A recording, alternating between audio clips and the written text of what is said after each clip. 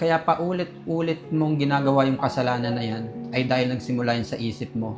At kaya paulit-ulit na nangyayari sa buhay mo yan ngayon ay dahil nagsimula yan sa isip mo. Kasi sa isip natin nagsisimula ang lahat ng bagay na nangyayari sa buhay natin. Kaya tayo kumikilos dahil sa isip natin nagsimula. Kung paano tayo nag-isip. Kapag yung isip natin ay tinanggal sa loob ng katawan natin, yung katawan natin mawawalan ng buhay. Kaya ang buhay ng katawan natin na to ay yung isip natin. Kasi yung isip natin parang makina. Yung isip natin yung kumokontrol sa lahat ng parte ng ating katawan. Kung paano tayo gumagalaw, tulad ng ating kamay, paa, kahit yung nilalaman ng salita natin, kahit yung dila natin, isip din natin yung kumokontrol dyan. Pati na rin nating mata at pandinig. Lahat yan ay sakop ng isip natin. Sabi nga sa Proverbs chapter 23 verse 7, kung ano ang iniisip niya sa kanyang puso, ay siya rin naman. Simple lang ang sinabi doon, kung ano yung iniisip mo, yun ang magiging ikaw. Kung sino ka ngayon, dahil yan sa iniisip mo. Konektado kasi yan yung isip at puso natin eh. Kaya mas mataas yung isip natin kaysa sa puso. Sa isip natin nagsisimula yung lahat bago dumaloy sa ating puso.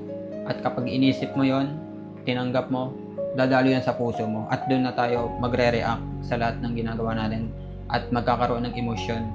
Hindi masaya, malungkot, magulo, mapayapa.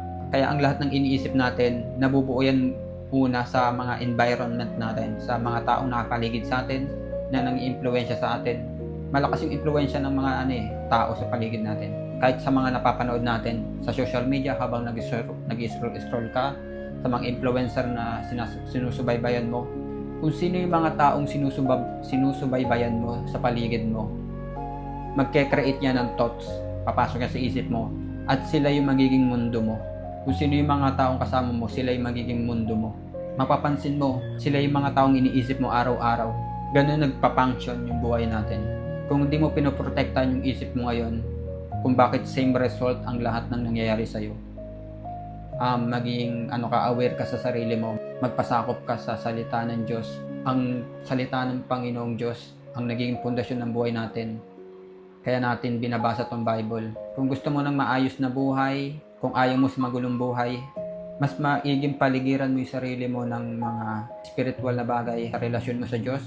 Ayun yung number one source na kung paano magiging maayos yung buhay natin. Kaya kung nagugustuhan mo yung mga ganitong topic na ginagawa ko, i-follow mo ko sa mga social media account ko sa Facebook, TikTok at YouTube.